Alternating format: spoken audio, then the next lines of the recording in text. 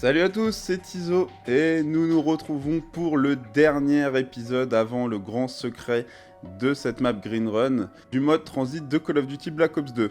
Alors aujourd'hui, nous allons nous intéresser à tout ce qui se trouve hors map. Alors quand je dis hors map, c'est les zones seulement accessibles à pied entre les différentes stations que nous avons vues jusqu'aujourd'hui. Et vous allez voir que également hors map, Treyarch se sont amusés à nous cacher pas mal de choses. Donc ce qu'on va faire ensemble, c'est un tour de map complet. Vous allez me suivre pendant un tour de map complet. Comme ça, on va vraiment faire l'inventaire de tout ce qu'il y a à voir hors des maps. Alors une fois de plus, voilà, pour ceux qui n'ont pas vu les anciens épisodes, n'hésitez pas à cliquer sur les annotations à l'écran, vous serez redirigé directement sur les vidéos. Et moi je vous dis à tout de suite pour ce hors-map. Et voilà, nous sommes de retour, et le plus simplement du monde, on va commencer par le dépôt de bus.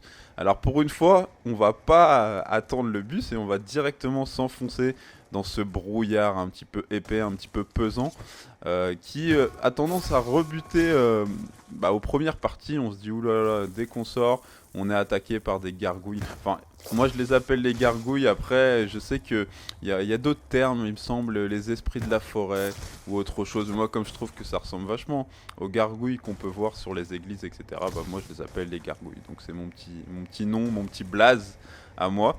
Alors vous voyez qu'on arrive tout de suite dans ce tunnel en fait qui sépare le dépôt de bus et le diner, le restaurant.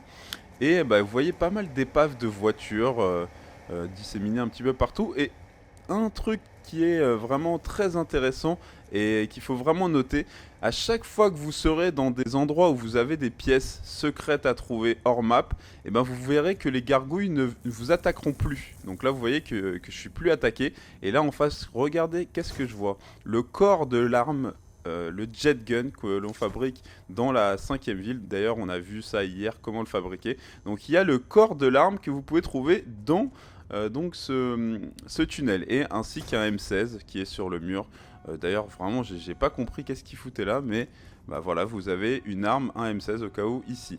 Alors on va tout de suite quitter ce tunnel parce que hormis ces trois pièces, dont la planche que vous avez vue par terre qui sert à une fabrication secrète, la table de navigation, donc on verra ça ce week-end ensemble, vous avez donc plus rien. Donc une pièce de la table de navigation, la planche, le corps de l'arme, le jet gun qu'on fabrique dans la ville, et un M16. Voilà, donc là on avance et on arrive tout de suite au restaurant.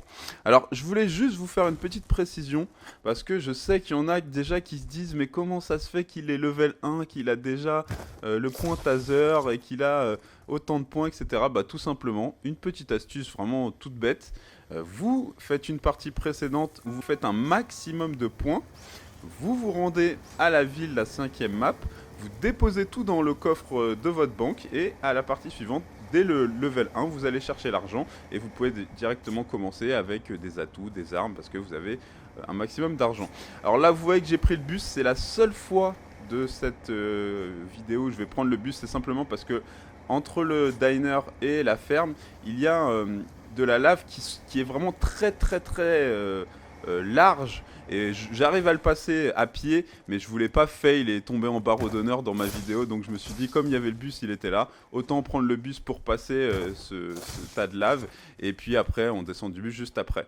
Alors vous voyez que juste après ce passage de la lave en sortant du restaurant, si vous serrez la gauche, vous allez voir une église avec un petit chemin, et si vous suivez ce chemin, vous allez être vraiment étonné. Déjà, il faut savoir que cette église, pour l'instant, elle n'a aucun intérêt donc dans le storyline de ce mode zombie. Donc elle est là vraiment de manière décorative, hein, ou du moins personne n'a trouvé à quoi elle pourrait servir, parce que vous savez qu'il y a des petits coups de clocher de temps en temps. Alors où sommes-nous? Vous avez remarqué, je pense, on l'a visité hier, alors c'est frais dans votre mémoire. Eh ben, c'est un raccourci qui vous permet d'aller directement à la ville. Alors il peut s'avérer très pratique, notamment pour la fabrication du jet gun, pour ramener les pièces. Si vous êtes au diner, eh ben, vous passez par ce raccourci et vous êtes directement à la ville. Alors là, je vous ai un petit peu accéléré le passage et je me suis rendu directement sur le chemin principal. Donc là, on avance. Alors après le diner, vous savez où nous arrivons, c'est à la ferme. Donc on va arriver à la ferme à pied, tout doucement, tout gentiment. Voilà, les dernières gargouilles qui continuent à m'attaquer. Et voilà, donc on est arrivé à la ferme. Vous voyez que finalement, ça va pas si... c'est pas si long que ça, hein. Même à pied, vous faites vite quand même de traverser le hors-map. Alors là, un petit tas de lave que je vais passer à pied pour bien vous montrer que c'est tout à fait faisable et vous y arriverez sans problème. Je répète la petite astuce, utilisez bien sûr votre pistolet qui vous permet de courir plus vite. Et puis attendez que vous fassiez attaquer par la première gargouille, vous la tuez et vous enchaînez directement le saut une fois que vous avez récupéré votre vie, hein. N'y allez pas quand votre écran est rouge, sinon vous allez mourir en plein milieu de la lave. Alors là, on va arriver dans un endroit hors map qui est le plus important de cette map Green Run, puisque il nous sert à énormément de choses qu'on verra également demain au secret. Je vous mets un petit peu, vous voyez, un petit peu de suspense, parce que vraiment le secret, il y a beaucoup de choses à dire et je pense que c'est vraiment important que vous voyez ce qui va se passer. Alors là, vous voyez, je suis parti au niveau de ce champ de maïs sur le chemin principal à droite. Dès qu'il y a un petit lampadaire, vous tournez à droite. Ensuite, vous suivez un chemin assez large entre les épis de maïs. Et après, vous allez trouver un petit chemin tout petit sur la droite. Et vous rentrez là et vous voyez où je suis arrivé. À Nach der Hauntoten. Excusez-moi pour mon accent allemand vraiment très désastreux. Alors là, vous pourrez voir qu'on va trouver une pièce du jet gun, donc là qui est sur cette petite étagère, et normalement vous pouvez trouver aussi une pièce pour fabriquer donc cette fabrication secrète, la table de navigation, mais là elle n'y était pas parce qu'il y a 2 endroits de respawn. Alors là je suis revenu sur le chemin principal et maintenant on va aller à gauche parce que à gauche aussi il y a quelque chose de vraiment très très intéressant. Là vous voyez que pour le trouver, je vous invite à regarder vers le haut, parce qu'en fait, à gauche, c'est un labyrinthe. Donc regardez un petit peu vers le ciel et vous allez voir cette antenne. Vous suivez le chemin et vous arrivez dans un petit carré, comme ça, sous l'antenne. Et comme par magie, une fois de plus, on ne se fait plus attaquer par les gargouilles. Donc si on se fait plus attaquer, c'est que forcément, il y a quelque chose à faire ici. Et là, vous voyez que en me collant contre le grillage, ça m'indique qu'il y a des pièces. Ouais, ce n'est pas la bonne pièce, alors apparemment il y aurait une construction à faire. Alors mystère, on verra ça un petit peu plus tard. Alors là, j'ai encore accéléré un petit peu la séquence avec un petit fondu. On se retrouve une fois de plus sur le chemin principal puisqu'on a visité tout ce qu'il y avait à voir dans ce champ de maïs. Maintenant, nous allons nous rendre à la station suivante, donc qui est le labo électrique. Alors là, je vous montre une autre façon en fait de tuer ces gargouilles. Au lieu de courir tête baissée et une fois qu'elles s'accrochent à vous, leur mettre des coups.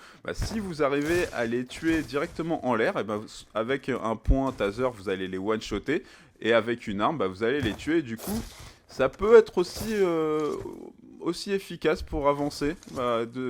Tournez-vous et puis vous tuez directement la gargouille en l'air. Par contre, évidemment, quand vous êtes de dos comme ça, si des zombies arrivent dans votre dos, ça risque d'être un peu compliqué. Alors là, on arrive directement dans ce labo électrique. Là, on voit en fait un poteau électrique qui s'est encastré sur le toit de cette maison. Donc il a dû se passer un grand orage ou quelque chose comme ça. Et on va pas s'attarder donc sur le labo électrique que nous avons déjà vu dans l'épisode 4. Donc on repart directement dans ce brouillard et on va arriver à un autre endroit assez intéressant où vous allez trouver également quelque chose de sympa. Alors pour le trouver facilement, vous avancez jusqu'à quand vous verrez sur votre droite. Ça va arriver bientôt, voilà, un petit peu plus tard. Vous avancez, vous suivez le chemin. Et là, vous allez voir, voilà, sur votre droite, des épaves de voitures. Donc, il y a 2 voitures sur le côté et un petit feu. Et là, à ce moment-là, vous suivez ce petit chemin et vous arrivez dans une cabane secrète. Donc, une cabane de bûcheron, vraisemblablement.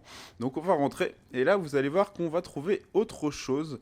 Alors, une autre pièce du jet gun, donc qui est posée là sur un lit... sans matelas. Et là, regardez ce que je vois sur le mur, c'est le couteau Bowie. Donc là, je vais faire quelque chose que jamais vous ne ferez, je pense, dans votre carrière sur le mode transit. Je vais échanger mon point taser contre un couteau Bowie. Il faut savoir que le couteau Bowie est moins puissant que le point taser. Je vous le fais, c'est vraiment pour la vidéo. Donc hop, il coûte 3000, donc il manquait quelques points. J'ai tiré quelques balles sur le zombie qui me suivait, dans le pied notamment, pour éviter de le tuer. Et là, je vais vous montrer, hop, un petit coup de couteau Bowie. Bon, là, je l'ai one-shoté parce qu'il était aussi affaibli. Mais donc, ce couteau Bowie vous permettra de one-shotter les zombies jusqu'à la manche 9, si je dis pas de bêtises, 8 ou 9. Donc, vraisemblablement, c'est quand même quelque chose de très très pratique pour éviter de dépenser ses munitions, surtout quand vous êtes à un endroit où il n'y a pas d'armes, par exemple à la ville où il n'y a pas de respawn d'armes, et ben vous êtes bien content que vous avez votre couteau Bowie ou votre point taser, voilà. Alors là maintenant on arrive donc dans cette 5e map, parce qu'on mine de rien on a bien avancé, hein. Là vous voyez on arrive juste après le bus, donc on n'a pas non plus perdu trop de temps. Alors voilà, on arrive à la ville, vous avez vu que finalement, comme je vous l'ai dit précédemment, ça va quand même assez vite, hein. Il n'y a pas besoin forcément de toujours attendre le bus, et il ne faut pas avoir peur d'aller dans leur map, voilà. Les gargouilles, elles vont pas vous manger, il suffit d'appuyer le coup de couteau et elles vont vous lâcher. Donc là, encore un passage de lave que je vais sauter, vous voyez que vraiment, si vous y prenez correctement, ça passe crème. Une autre petite astuce forcément, mais là qui va vraiment de soi, quand vous allez sauter des endroits de lave, évidemment mettez-vous à l'endroit le plus étroit, parce que si vous vous mettez à un endroit où c'est le plus large, vous allez avoir du mal. Donc avant de sauter, regardez bien quel est l'endroit le plus court, vous vous mettez en face et puis vous faites votre petit bond. Alors voilà, là on va arriver sur nos pas, puisque mine de rien on arrive déjà au dépôt de bus. Dans quelques mètres, on sera au dépôt de bus. Alors écoutez, voilà, j'espère que ce 6e épisode de cette série vous a plu. J'espère que d'un point de vue général, toute cette série vous a plu. On va finir demain donc avec un petit peu la cerise sur le gâteau avec le secret, et j'espère que vraiment ça vous fera plaisir. Et a priori on fera aussi un épisode hors série qui sortira dimanche, qui n'était pas du tout prévu, mais vu le succès de cette série et vu que demain vous allez quand même rester un petit peu sur votre faim par rapport au secret, je pense que ce hors série s'impose vraiment, et on va le faire, je pense. C'est déjà la fin. Restez avec moi comme d'habitude pour la petite astuce secrète concernant le hors map, et je vous dis à tout de suite. Alors pour l'astuce du jour, je vais vous apprendre comment vous téléporter.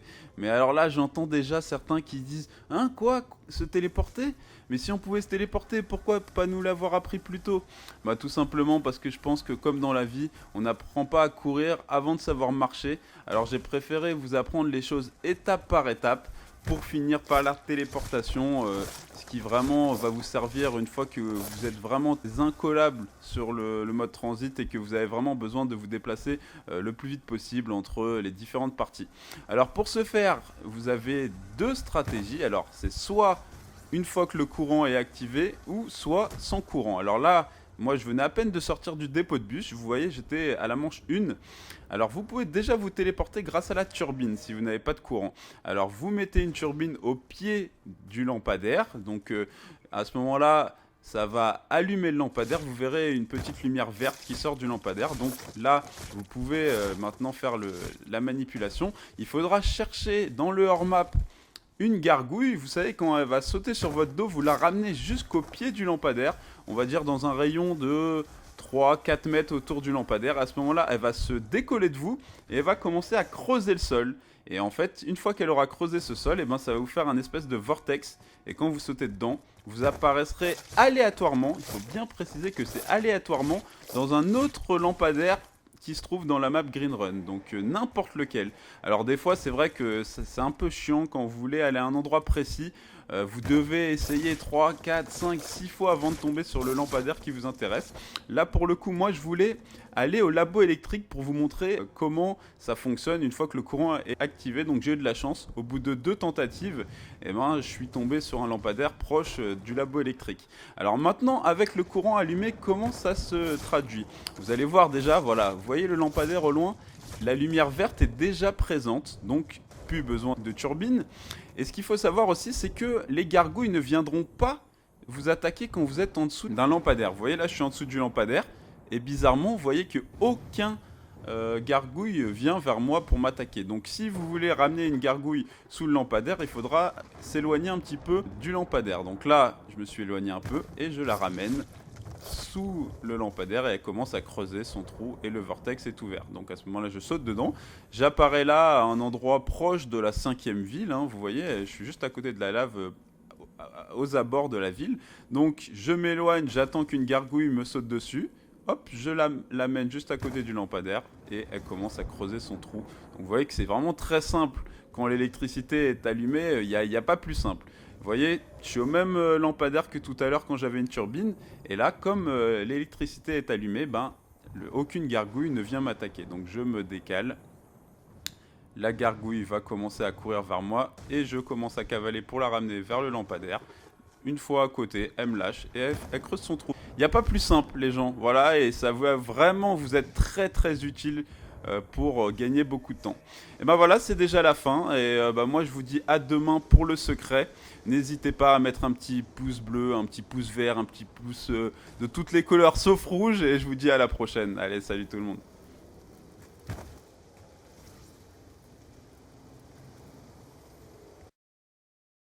Je crois que ce truc pourrait servir à quelque chose.